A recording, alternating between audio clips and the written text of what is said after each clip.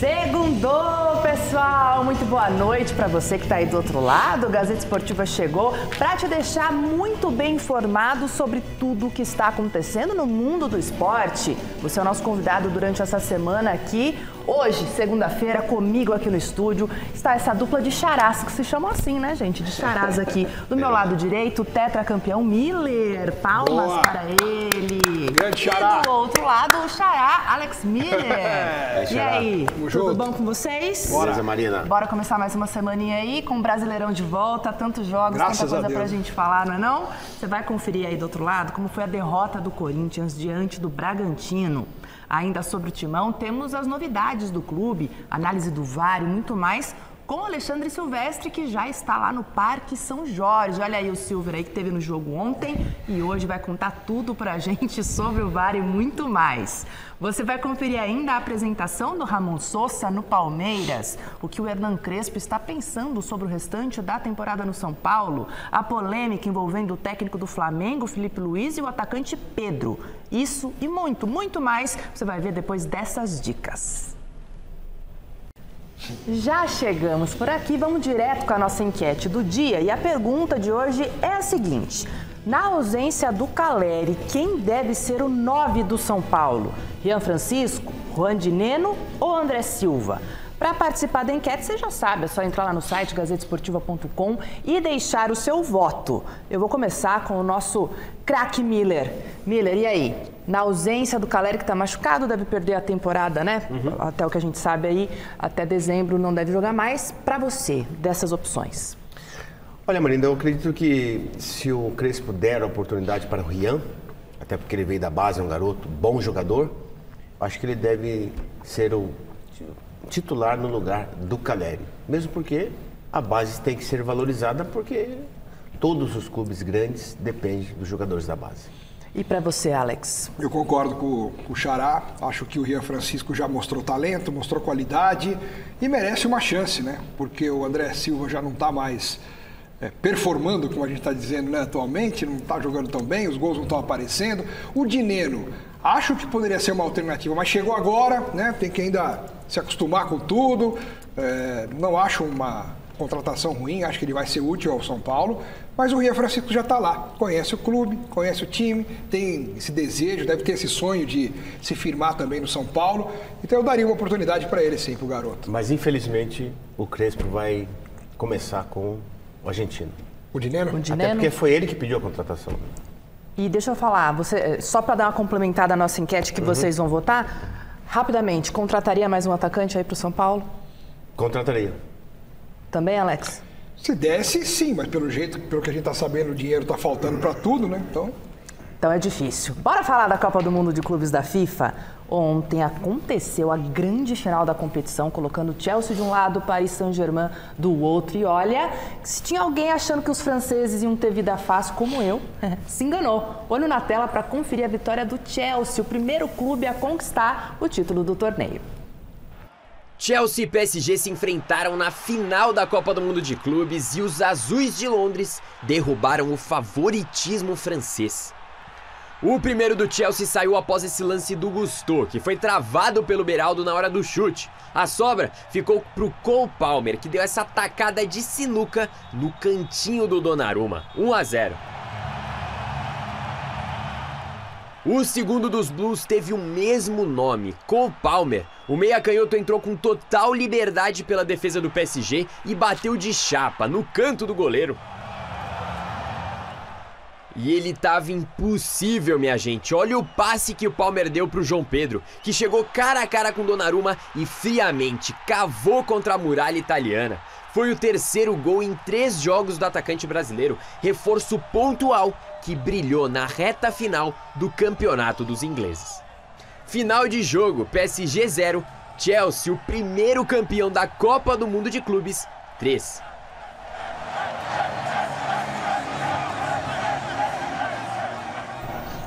Eu duvido que a grande maioria achou que seria esse placar tão elástico. Fala aí, gente. A gente mesmo errou na sexta-feira, a gente falou no palpitômetro aqui, eu falei que ia ser 4x1 para o PSG. Meu palpite foi mais apertado, foi 3x2 para o PSG, mas achei que o PSG ia ser campeão. Ainda falei, vai ser um jogo mais difícil, o Chelsea está estudando, não vai dar o mole que o Real Madrid deu, não vai ser fácil para o PSG, mas ainda assim o PSG vai ganhar. Não foi fácil, aliás, muito pelo contrário, foi muito difícil. Tomou de 3x0 e no segundo tempo estava morto. Não teve nem força para reagir. Quebrou as casas de aposta. Quebrou. Porque em Londres, né, isso já é, desde o século passado, as casas de aposta têm muita fama, né? Joga-se muito lá. E hoje, então, com as bets e tudo... Ninguém imaginava, eu não imaginava que o PSG ia sofrer 3 gols no primeiro tempo, Marina. Então, foi um resultado surpreendente nesse sentido. Mas o Chelsea mereceu porque jogou muita bola. Exatamente, gente. E teve no finalzinho ali, só para a gente não esquecer desse assunto, uma confusão, né, envolvendo João Pedro, aí o Luiz Henrique, aí Donnarumma, todo mundo ali. Ânimos exaltados, nervos à flor da pele. Né? Mas o que o João Pedro mudou também no time do Chelsea, desde que chegou. O João Pedro disse que entrou na frente do Andrei Santos, que era um brasileiro, foi proteger o seu companheiro, e o Luiz Henrique, que estava exaltado, bravo, né, o treinador, ele veio com uma cara de raiva assim e deu um tapinha no rosto do João Pedro, que se jogou como se tivesse levado um tiro também, né? Ele fez uma simulação pós-jogo ali, mas enfim, a gente lamenta, não gosta, né, que isso aconteça, mas faz parte também do futebol. Você vê, não é só no Brasil que tem essa polêmica pós-jogo, né, Marina? Pois é. Lá também acontece. Pois é, gente, acontece mesmo. E sabe sobre Corinthians? Bora. Cadê o sininho do Corinthians? Não temos hoje? Na Neoquímica Arena, o Corinthians estreou a biometria facial nas catracas e dentro de campo perdeu para o Red Bull Bragantino. O Alexandre Silvestre foi lá conferir tudo de pertinho e mostra com detalhes para você nessa reportagem. Filas longas e acesso negado para fiel só por alguns minutinhos, tirando o setor dos camarotes, que deu mais trabalho. Nem conseguimos ainda acessar ali o facial, nem sabemos como é que tá, como é que não tá. Nunca demora para entrar aqui, você entra direto. Nunca demorei, já chegava ali, já era resultado, já entrava. Não dá, tá um caos isso aqui. Tô aqui dentro das 3 horas, 2 crianças pequenas, já fui umas 40 filas, é brincadeira um negócio desse, absurdo. A biometria facial estreou ontem na Neoquímica e a operação atrasou um pouco. Como tudo é novidade, a gente já prevê que vão ter problemas. Tivemos problema com o camarote, que é terceiro, não é nosso, e que ele faz uma comercialização dos ingressos fora da nossa etiqueteira, que a gente vai apurar para entender o porquê que não estava no nosso sistema de informações. 34 mil pessoas marcaram presença em Itaquera, público bem abaixo da média para os padrões do Corinthians. Em campo, ainda sem Yuri Alberto, Dorival Júnior escalou Romero no ataque titular, ao lado de Memphis Depay. Logo no começo, o Red Bull Bragantino, após boa tabela entre Sacha e Pita, assustou o Hugo Souza. Na sequência, Garro deu troco. Bidu avançou e soltou o pé. Lucão foi buscar lá na gaveta. Kaká mostrou a sola da chuteira na altura do rosto do Vinicinho. Chama o VAR. O juizão revisou a imagem, viu falta dentro da área e marcou o pênalti. Eduardo Sacha, com muita tranquilidade, abriu o placar aos 30 minutos. Pra mim não foi pênalti. Tentei recolher a perna ali e tal, mas pelo que eu fiquei sabendo, já é um juiz que sempre tem más intenções aí contra o Corinthians, mas às vezes também pode ser um erro dele, né? A gente não pode julgar, ele é ser humano. Aos 45, Kaká de cabeça quase empatou. Lucão de novo fez grande defesa. Nos acréscimos antes do intervalo, foi a vez de Martínez parar no goleirão do Braga. Na saída para o vestiário, o clima esquentou com empurra-empurra e discussão. No reinício, Mateuzinho cruzou e Romero perdeu um gol feito. Até que Kaká deixou tudo igual no escanteio cobrado por Memphis. Golzinho chorado.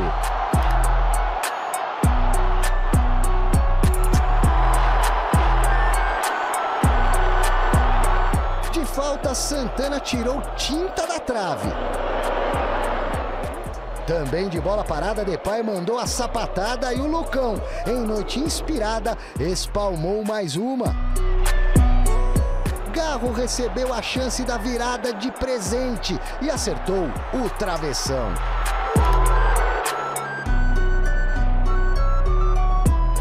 Romero foi acionado por Garro e fez quase tudo certo. É que o Massa Bruta estava com um muro erguido debaixo da baliza. Lucão, que é o goleiro reserva, hein? Quem não faz, bate-rebate. E Thiago Borbas, cruel, aos 52 da etapa final, cravou 2-1 para o Red Bull Bragantino. O Corinthians não vence há 4 rodadas no Campeonato Brasileiro. Criamos boas oportunidades, tivemos ótimas chances dentro praticamente da pequena área adversária, não conseguimos as conclusões e fomos penalizados no último minuto, no último momento, numa situação que é lamentável por tudo aquilo que a equipe produziu ao longo dos 90 minutos. E nós aqui vamos falar sobre o Corinthians. E aí, o que falar desse jogo de ontem, essa derrota 2-1 nesse retorno do Brasileirão? A derrota é muito ruim, né, para um retorno, ainda mais dentro de casa, para um time bom, Bragantino. Mas eu também não acho que o Corinthians foi uma tragédia, que jogou muito mal. O primeiro tempo não foi legal, mas no segundo tempo, o Corinthians dominou o jogo, teve várias oportunidades, né, a bola não entrou, o Romero perdeu 3 gols na partida. Se essas 3 chances do Romero tivessem caído nos pés do Yuri Alberto, duvido que ele perderia os 3 gols, um pelo menos ele marcaria. Então, assim, tem dificuldades, o Yuri Alberto faz muita falta, o Carrídio ficou devendo, o Memphis Depay também, com o futebol bem burocrático, bem mais ou menos assim, sabe? Mas, num todo, não é que o Corinthians foi massacrado, foi apertado, foi amassado pelo Bragantino. Estava 1-1 até o último lance do jogo, que numa bola ali num cruzamento, o Bragantino fez 2-1. Mas eu acho que pelas chances criadas ao longo da partida, se tivesse que ter um vencedor, seria o Corinthians. E mais, nós estamos vendo agora nesse lance, para mim, né, cada um tem uma opinião, mas para mim, mais um pênalti absurdo marcado. O Kaká nem encosta no jogador do Bragantino, o árbitro no campo não deu pênalti, aí ele foi induzido pelo VAR para ir até lá e depois voltar e mudar a sua marcação. Eu discordo frontalmente do chamado do VAR e depois da volta da marcação do árbitro em campo, que é o... Daqui a pouquinho a gente vai ouvir, né, o áudio do VAR para saber o que aconteceu. Mas assim, é claro, né, que a derrota tira a confiança, é ruim e deixa o Corinthians de olho também na parte de baixo da tabela e não só na parte de cima. Perdeu uma posição nessa rodada, então tem que tentar agora. O problema é que a sequência do Corinthians é muito difícil, né? É o Ceará fora, depois o São Paulo fora. Né? É brincadeira não, cara, é complicado. Olha, Marina, a estrada do Campeonato Brasileiro, ela é essa aí, difícil para todo mundo, né? É claro que um empate já seria um resultado ruim para o Corinthians. Jogando dentro de casa, a obrigação é de vencer. Só que estava jogando contra um adversário que está na parte de cima da tabela, está bem no campeonato, tem um treinador muito bom, o Seabra, né? Acredito que o Corinthians ontem não fez uma partida assim de todo ruim, né? Como disse o Xará. Acho que as chances desperdiçadas pelo Corinthians o penalizaram.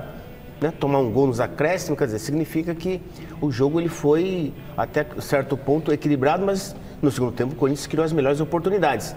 A gente pode dizer que o Bragantino achou um gol nos acréscimos e conseguiu a vitória, mas o Corinthians poderia ter saído vitorioso sim, mas desperdiçou muito gol na cara do gol, quer dizer, então é difícil também. Teve bola na trave do Garro, 3 chances claras com o Romero, com esses gols, esses lances. O Lucão pegando tudo, o Martins, né? O goleiro do Bragantino foi bem. Eu acho que mesmo diante de tudo isso, Marina, o resultado é ruim, né? E o Corinthians tem que começar a se preocupar porque o Campeonato Brasileiro, ele é cruel para os times que estão lá embaixo, principalmente. Tá certo, gente, ó. Quem vai chegar agora para a nossa conversa é o Alexandre Silvestre, que está lá no Parque São Jorge, com todas as informações do Corinthians. Boa noite, Silver. A CBF liberou, né, as imagens do VAR. Chega mais, conta para a gente aí o que você está sabendo dessa situação.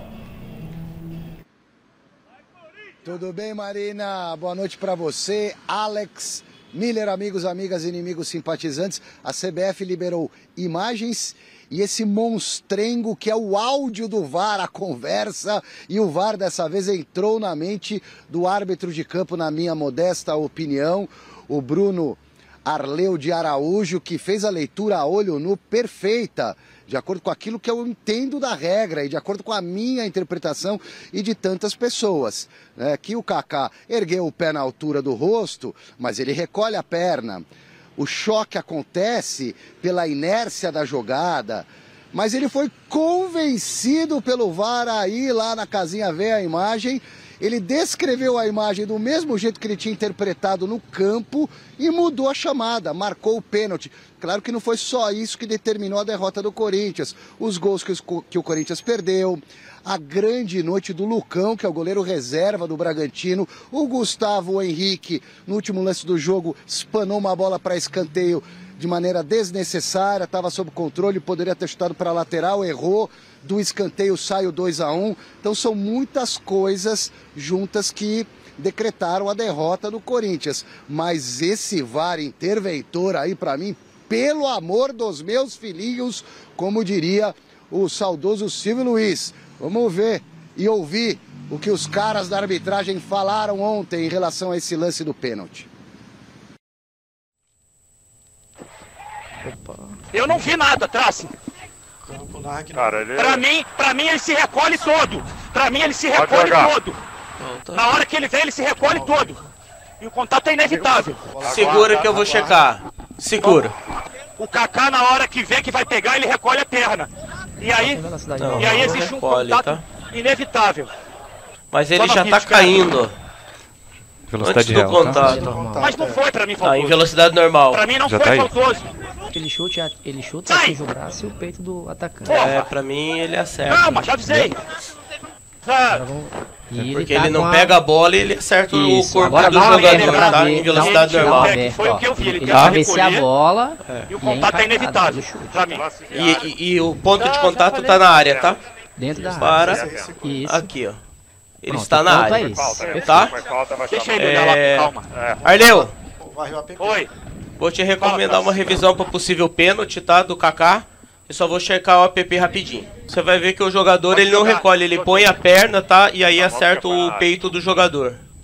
Velocidade normal, sempre normal. Ok, normal. Eu vou voltar com um tiro penal sem cartão, porque pra mim é uma jogada imprudente do Kaká, ok? Perfeito. E pra mim, no máximo, jogo perigoso. Pé alto, 2 lances dentro da área, mas eu nem daria a falta. O Corinthians já mandou lá um ofício para a CBF reclamando desse lance, reclamando do árbitro, e o árbitro relatou na súmula que muitos integrantes da comissão técnica do Corinthians, Dorival não, mas preparador físico, preparador de goleiro, outros funcionários e até o Fabio Soldado, que é o executivo de futebol, passaram do ponto, ofenderam demais e foram relatados em súmula. Volto já com mais Corinthians. Tem jogo duro contra o Ceará, sem ataque. Quero ver como é que o Dorival vai montar o time. Agora sim, Alex. Agora, por favor, me diga o que você achou. Você já tinha falado do pênalti, mas agora eu quero que você fale sobre o áudio do VAR. Então, eu acho constrangedor, porque o nosso VAR aqui no Brasil, acho que não aprendeu com a Copa do Mundo de Clubes que nós acabamos de assistir. Que foi um exemplo para o mundo de intervir só em lances, sabe, capitais, em lances claros, em lances que não tem dúvida. Não em interpretação do árbitro, num lance assim que não tem que chamar. Sabe, não tem que chamar em lance assim. O árbitro estava a 2 metros da jogada, sem ninguém à sua frente. Ele viu, na hora ele abriu os braços dizendo que não foi nada. E aí, parece que o VAR fica querendo achar pelo em ovo para mudar a história, para aparecer, para mostrar que está ali. E chama o árbitro para rever. E a falta de personalidade do Bruno Arleu me chama a atenção. E o Bruno Arleu, ele passa a poder pedir música no Fantástico. Ele fez hat-trick de pênaltis bizarros no campeonato, porque, para quem não se lembra, foi ele que deu o pênalti para o Palmeiras contra o Sport na primeira rodada no Rafael Veiga, que foi um absurdo. Ele que deu um pênalti do Grêmio contra o Bahia em Porto Alegre, outro absurdo. E esse pênalti ontem que foi outro absurdo. Ele ia acertar, mas ele preferiu errar junto com seus companheiros de arbitragem. E isso se deve a quê? A falta de comando da arbitragem da CBF, que muda a comissão, contrata ex-árbitros notáveis que moram outros países para fazerem parte da comissão e que não resolvem absolutamente nada, porque a arbitragem no Brasil continua horrorosa. Eles escalam quem não tem capacidade, quem não tem competência, deixam de escalar os melhores árbitros para os jogos mais importantes, e o prêmio para o Bruno Arleu, com certeza, vai ser na próxima rodada apitar um grande jogo do Campeonato Brasileiro. E aí, Miller? Olha, Marina, ontem no mês eu falei que foi pênalti, né? E eu vi a imagem depois em casa, né? Por outro ângulo, sem dúvida nenhuma, eu me equivoquei, eu errei. Não foi nada, não foi pênalti. Como disse o Xará, né? Infelizmente, o VAR nosso no Brasil, ele é muito ruim, né? Na interpretação de ver um pênalti desse. O árbitro, como disse o Xará, estava a 5 metros do lance. Tanto é que ele não deu nada. Então o árbitro não deu, mas o VAR foi lá e convenceu ele a compactuar do erro do VAR. Então, infelizmente, a gente vê isso a toda a rodada, não é só no jogo do Corinthians. Infelizmente, a gente vê isso. O VAR argentino, ele está operando de acordo com as normas da Premier League. O Brasil deveria fazer isso também, mas infelizmente o VAR aqui é totalmente diferente do resto do mundo. E esses ofícios que os clubes acabam enviando, não acontece né? nada, Marina. Eles usam para papel rascunho, eles imprimem e usam de rascunho atrás para escrever, não acontece nada. Mas o clube tem que se posicionar de alguma forma, né? É meio que burocrático, mas... Para mostrar para a torcida que nós estamos aqui. Exatamente, só isso, mas nada. E assim... Poxa, não dá, sabe? Isso, pra mim, a imagem que passa é que os árbitros que trabalham no futebol, eles nunca jogaram futebol. Eles não têm noção de jogar bola, porque tem movimentos, Mas o pior é que ele fala, né? Pra mim, no início, né? Pra ele mim, foi incisivo. Ele fala, pra mim, ele recolhe a perna, ele narrou direitinho, perfeito. Ele narrou até porque ele estava em cima do lance. Eu não entendo por que o árbitro, quando vai ao VAR, ele se sente obrigado a atender o que o cara da cabine fala. Ele pode até ver o lance para atender o pedido, ele é obrigado pelo protocolo se o VAR chama, ele vai. Mas não é obrigado a aceitar. Mas ele não é obrigado a aceitar. E raramente a gente vê um árbitro manter uma decisão de campo. Um dos poucos árbitros, né, que é jogador, Rafael Kraus, ele é um ex-atleta, ele dificilmente, se fosse o Kraus nesse lance, ele não marcava o pênalti, mesmo o VAR chamando ele. Ele permaneceria com a sua decisão de campo. Que dor de cabeça, né? E como os meninos falaram aqui, cada rodada um é prejudicado. E as escalas são, olha, eu dou risada das escalas, porque quando você vê que quando os árbitros estão mal, eles aparecem na rodada seguinte apitando os melhores jogos. Tem vários árbitros aí, bons, que estão na geladeira. O Marcelo de Lima Henrique é um deles. Exatamente. Pra mim é o melhor deles aí, só porque tem 54 anos, é um etarismo que existe na CBF. Porque o cara tem uma idade, eles não querem, porque eles preferem priorizar árbitros mais jovens para projetar. Tudo bem, tudo tem seu tempo. Mas se o cara é bom e está em atividade, por que não continua utilizando? E não utiliza. Que coisa, né, gente? Vamos falar de Corinthians mais daqui a pouquinho, porque agora chegou a hora do São Paulo por aqui. Como vocês já sabem, o Tricolor entrou em campo no sábado à tarde e perdeu por 2-0 para o Flamengo. A partida marcou a reestreia do Hernan Crespo nessa segunda passagem dele pelo comando São Paulino. E após a derrota, o técnico falou sobre a situação do time no restante da temporada. Pode rodar. A ideia da gente é pensar no Brasileirão, de recuperar pontos, de começar a fazer pontos para sair de uma situação incômoda. Copa do Brasil, Copa Libertadores é um sonho, outra coisa. É outra coisa. A prioridade do Brasileirão é construir uma identidade, construir uma oportunidade para a próxima temporada, começar a fazer pontos. No meio desta situação, esperar de chegar ao sonho do ganhar Copa do Brasil ou Copa Libertadores, mas neste momento foco em aquilo que podemos fazer neste momento, tentar recuperar o elenco, lutar cada bola, e sabemos perfeitamente que não, graças a Deus, não todos os dias vamos jogar com o Flamengo no Maracanã. Vamos falar então sobre essa declaração do Crespo, né? Falando sobre, ainda bem, graças a Deus, que a gente não enfrenta o Flamengo na próxima rodada, nas próximas rodadas. Miller, o que você achou dessa declaração do Crespo? Não achei nada demais, ele foi verdadeiro, né? O Flamengo é o melhor time da Sul-América. Eu também acho, né? Que o Flamengo é o melhor time da Sul-América, tem um grupo muito qualificado. E ele só afirmou isso, né? Que todo mundo já viu. Ele é culpado na escalação. Por quê? O que você achou ali? Ele escalou 3 zagueiros e 3 volantes. Aí ele se acovardou nesse sentido, né? Tá. Jogou muito retrancado, esperando o erro do adversário. E o Flamengo dificilmente erra no Maracanã, né? Então o Flamengo poderia ter feito 3, 4, 5, teria sido um placar normal, pelo que construiu o Flamengo ao longo da partida. O São Paulo pouco criou, com o André Silva lá na frente, Marina. O São Paulo não vai para frente, não vai conseguir, vai ter êxito, né? Não tem Lucas, não tem Ferreirinha, principalmente. Quarta-feira pega o Bragantino, né, Xará? Isso, é Bragantino fora. O Bragantino lá, é uma partida difícil, o Bragantino acima da tabela. Na parte de cima da tabela, e o São Paulo precisa pontuar no Campeonato Brasileiro, né? Está um ponto na zona de rebaixamento, mas ontem o resultado foi merecido para o Flamengo, né? E o Crespo não falou nada, para mim não falou nada demais, só constatou um fato.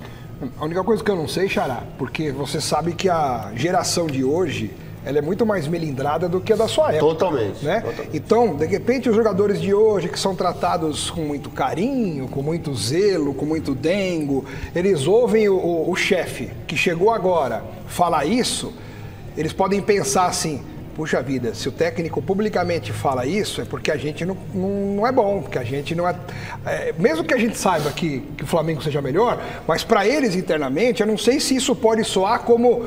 Sabe, o nosso técnico não considera a gente um grande time. Eu acho que essa repercussão é só por parte da imprensa. Certo. No interno, os jogadores não pensam assim. Agora, o Luciano deve voltar, porque estava suspenso, então já é uma alternativa importante, né, para a realidade de São Paulo. O Lucas é difícil. O Lucas é difícil, né? Até porque tem clássico como no disse sábado, o Crespo, né? O Lucas pro próximo final de semana. Pro Corinthians, né? Exatamente. Como disse o Crespo na coletiva, né, quando perguntaram do Lucas. Eu vou rezar. Vamos rezar para que ele volte, né?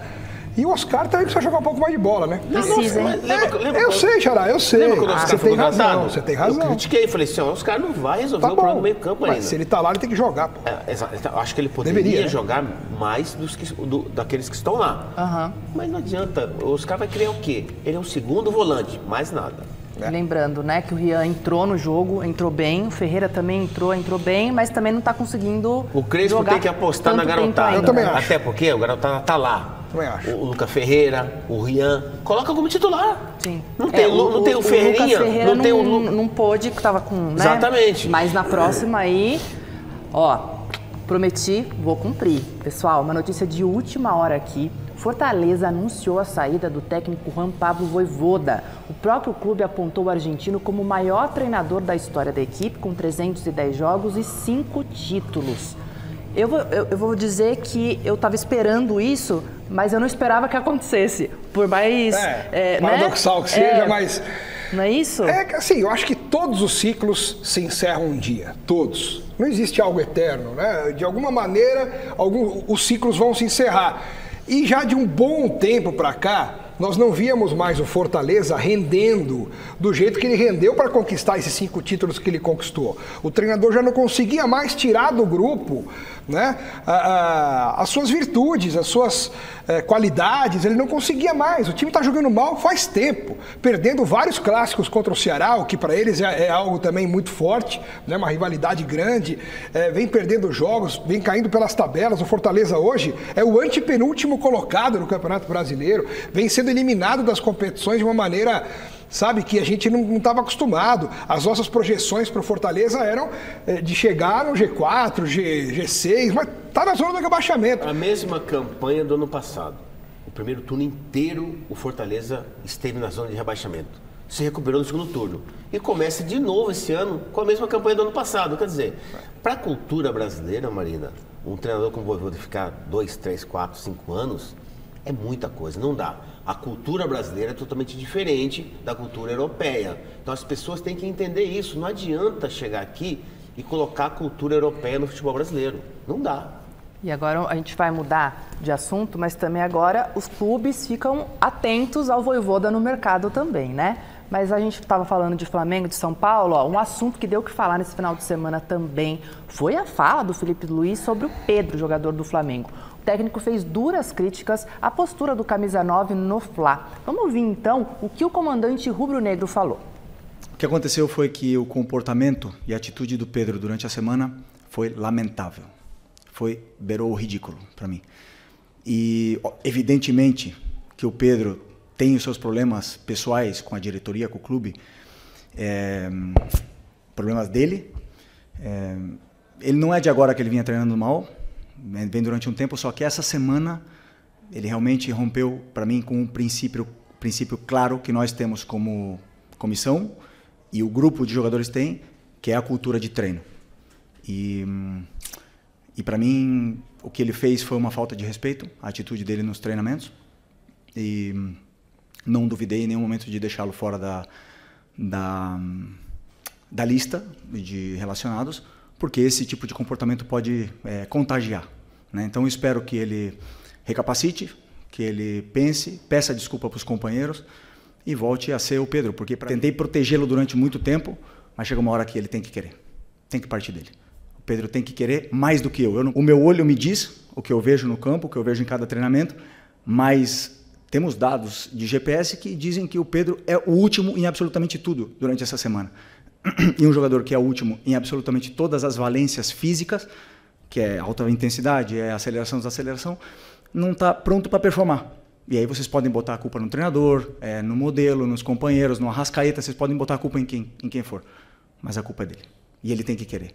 A hora que ele querer, eu estou esperando de braços abertos, porque eu não posso ir para o mercado comprar um jogador que faça 30 gols, que nem ele. Ele está com a gente, ele não é um problema, ele deveria ser a solução.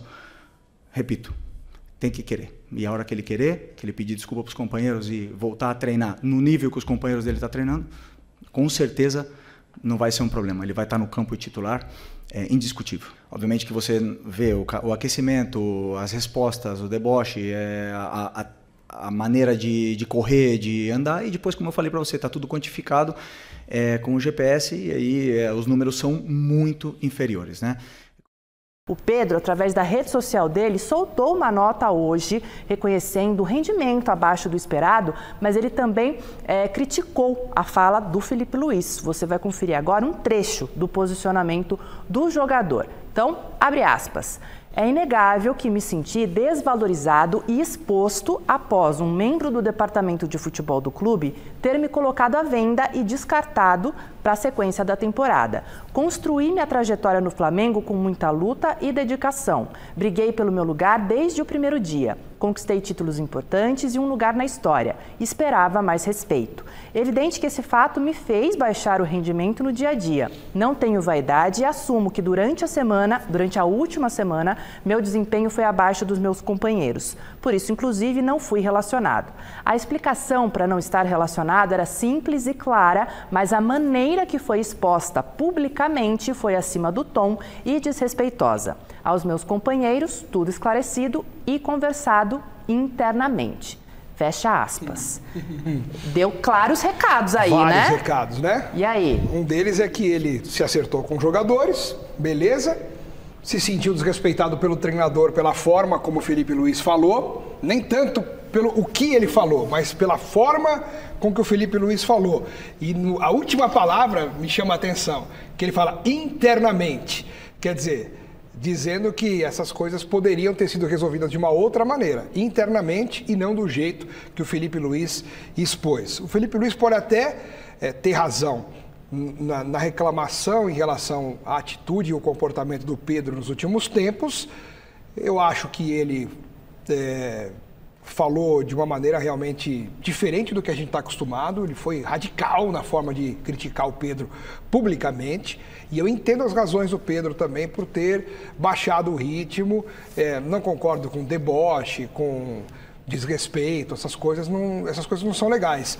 Mas quando ele vê um diretor o colocando, o descartando praticamente depois de tudo que ele fez pelo Flamengo, acho que o ser humano tende a se sentir desprestigiado e abatido. E aí o Felipe Luiz meio que jogou tudo no ventilador, né? E você, Miller? Ontem você no mesa discordou, né, dessa postura do Felipe Luiz. Felipe Luiz, primeira coisa, Marina, Xará, ele deu um tiro no próprio pé. O Felipe Luiz perdeu o elenco aí. Porque o Pedro é um patrimônio do clube. O Pedro, acho que os argumentos do Felipe Luiz, beleza, mas expor esses argumentos publicamente não é legal. Se fosse um diretor de futebol, tudo bem, o diretor está né? Tá no seu direito de falar isso do jogador. Mesmo assim, como disse o Pedro, foi bem. Olha, internamente eu resolvi os problemas. Diferente do treinador que me expôs externamente, né? Então acredito que um patrimônio do clube como o Pedro, acho que o treinador quer detonar um jogador, não detona o Pedro, detona outro. Mas mesmo sendo um jogador menos valorizado como o Pedro, não deveria ter feito isso com ninguém. O Felipe Luiz, repito, para mim, ele perdeu o grupo aí, nessa exposição do Pedro. Daqui para frente, você vai ver, Marina, o Pedro é um patrimônio do clube, ele tem que jogar, ele é um super valorizado, todo mundo quer ele, jogador mercado. Agora o treinador, ele tem que pedir desculpa e tal, pediu desculpa. Agora, ele não vai colocar o Pedro para jogar, vai colocar o GPS para jogar? Entendeu? O GPS é uma coisa. O querer do jogador é todo diferente. Ou seja, né, Miller, essa história vai dar pano pra manga ainda, a gente vai ver o decorrer aí dos próximos capítulos. Marina, quando um treinador se expõe assim, você sabe muito bem qual que é o fim dele. Eita, Miller deu a letra, mas agora, torcedor palmeirense, pode ficar tranquilo que chegou a hora do Verdão aqui no Gazeta Esportiva. É claro que tem Verdão, porque hoje foi dia de apresentação de reforço lá no Palmeiras. O Ramon Sosa participou de uma entrevista coletiva e ele, José Paes, foi até a academia de futebol para conferir tudo de pertinho. Olho na tela. A camisa passada pelas mãos da presidente Leila Pereira foi o primeiro ato na apresentação do atacante paraguaio Ramon Sosa. O jogador de 25 anos foi contratado pelo Palmeiras junto ao Nottingham Forest da Inglaterra por quase 90 milhões de reais e assinou com o Verdão até o meio de 2030. Un paso muy grande para mí, para mi carrera de venir acá. Para mí no es un retroceso porque, como dije recién, yo creo que Palmeiras es un club que está a altísimo nivel, que pelea por muchas cosas. Bueno, se vio también en el Mundial del Club que jugaron un partido contra el Chelsea, que jugaron igual a igual, entonces eso habla mucho de Palmeiras. Na última temporada pelo Nottingham Forest da Inglaterra, o Ramon Sosa fez 23 partidas, marcou 3 gols e deu apenas uma assistência. Agora ele chega para brigar por uma vaga em uma das pontas do setor de ataque do time do técnico Abel Ferreira e sabe que a exigência, a cobrança por aqui vai ser muito grande. Llegué bien yo acá porque sabiendo también lo que es y lo que significa Palmeiras, es un club que pelea todo. Juego más por izquierda, pero también juego por derecha. No tengo problema porque en mis clubes, o sea, mi club anterior allá en Nottingham jugaba por izquierda y en la selección juego por derecha. Entonces yo creo que en ese sentido no voy a tener problema ni tampoco con el técnico porque él el que va a decidir. Si me dice vas a jugar por derecha, no tengo ningún problema, puedo jugar, puedo hacerlo. O único entrave para que o Sosa estreie pelo Palmeiras na próxima quarta-feira contra o Mirassol no Allianz Parque é a regularização junto à CBF. O jogador precisa aparecer no boletim informativo diário da entidade para ter condição de jogo já nessa 14ª rodada do Brasileirão. Yo también conozco a Palmeiras hace mucho, le sigo porque había jugadores que acá me gustaban, entonces yo le seguía al club, como Dudu, como varios jugadores que son muy buenos jugadores, ¿no? Y también Gustavo para mí es un ejemplo como persona, como jugador y me habla siempre bien del club, de la gente que trabaja acá. Y también le conozco a Flaco López, que siempre me dice venía a Palmeiras y bueno, lo consiguió que estoy acá ahora. Muito bem, agora sim, Alex Miller. Você está ansioso para falar desse reforço do Palmeiras? O que você achou da apresentação dele? Bonita, ele fala bem, né? Vai ter que aprender a falar português. Fala um pouco enroladinho, né? O portunhol já ajuda, né? Então, nesse momento, quando ele fala rápido, poucos entendem. Os nossos repórteres poderiam ajudar também, perguntando mais simplesmente, de uma forma mais devagar, mas, enfim... Eu gostei que ele falou, resumindo tudo, que, na opinião dele, sair do Nottingham Forest, onde ele era reserva e entrava muito pouco, e vir para o Palmeiras, não é um retrocesso na sua carreira.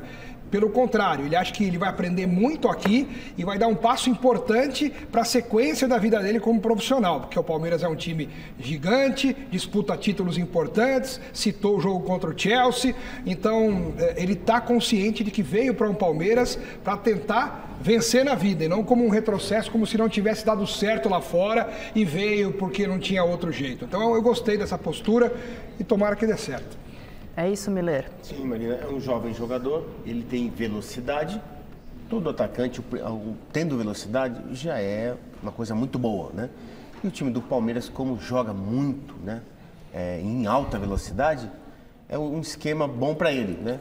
Só depende dele. Ele é jovem, ele é bom jogador e tem velocidade. Eu acho que ele vai se encaixar bem no esquema que o Abel pretende. E joga dos dois lados, tanto pela direita como pela esquerda. Aí é o tipo de jogador que qualquer técnico gosta, né, gente? Vamos para o resultado da enquete? Na ausência do Caleri, quem deve ser o 9 do São Paulo? E a maioria respondeu assim como a nossa bancada aqui, que é o Rian Francisco, com 61% dos votos. E agora eu vou vir aqui para chamar o Alexandre Silvestre, porque ele prometeu que ia voltar aqui para falar para a gente. Claro, tem mais Corinthians por aqui, né, Silver? Volta aqui então para falar para a gente como é que o Dorival Júnior está lidando com essas ausências dos jogadores por lesão, por suspensão, para a partida de quarta-feira contra o Ceará.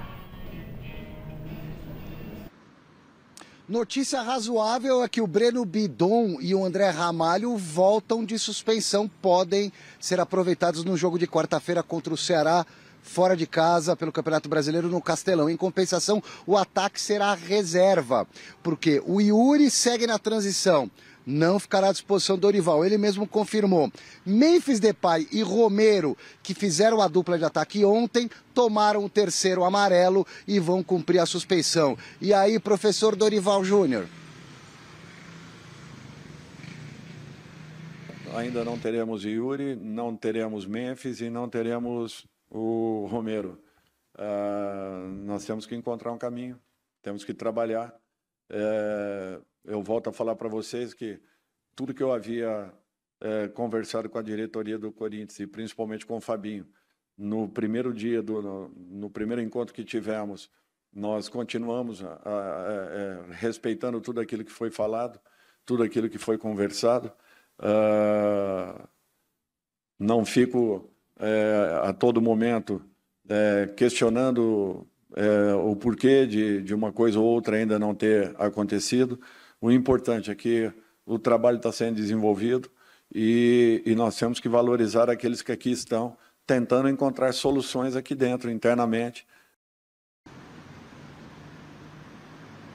As opções de momento para o ataque do Corinthians, eu diria que são 4. Kaique e o Guinegão, meninos recentemente subidos da base, que tem potencial, mas são garotos, meninos. Hernandes, que não mostrou que veio, nem no banco ficou ontem por opção do Dorival Júnior, além do Thales Magno, que é bom jogador, mas quando entra pouco e não joga nada também. Então o Dorival vai ter que se virar para montar o ataque do Corinthians para o jogo de quarta-feira contra o Ceará fora de casa. Marina. Tá certo, Silvio. Obrigada pelas informações, bom retorno para cá. E aí, gente, o que fazer com essa situação do Corinthians aí, com suspenso, com machucado? O Dorival, ele é muito polido, né? Ele não fala muito assim, mas eu sinto que no fundo ele deve estar desesperado, porque ele não tem material humano, ainda mais sem ataque agora para pegar o Ceará lá no Castelão, ele deve estar sofrendo por dentro. Mas a opção melhor dele é o Kaique. Bom jogador, claro, tá começando agora, menino, precisa se entrosar, aquela coisa, aquele processo que nós sabemos, mas Marina. Só que tá lá, coloca pra jogar, não vai queimar jogador, não. Se queimar, olha, vai aprendendo no processo. Jogou mal, volta de novo. Mas o Kaique é a melhor opção, bom jogador. E com o Thales Magno, porque não tem outra alternativa. Exatamente. E é uma chance pro Thales Magno também mostrar serviço. Entrar no 4-4-2, preenche o meio campo e 2 atacantes. Tá certo, gente. Essa aí, o Corinthians vai ter que se virar nos 30, sabe? Que simplesmente são as opções que o Dorival tem. Clamando por reforços. Eu pedi desde a primeira reunião. Tem dinheiro? Tem dinheiro. Então, né? É meio que rezando mesmo, igual o Crespo tá fazendo, gente. Ó, o Gazeta Esportiva de hoje passou rápido. Olha, foi demais. Já acabou? Mas já acabou, Alex. Um beijo pra vocês aqui, um beijo pra vocês aí de casa. Amanhã estamos de volta e agora vocês ficam com o Jornal da Gazeta.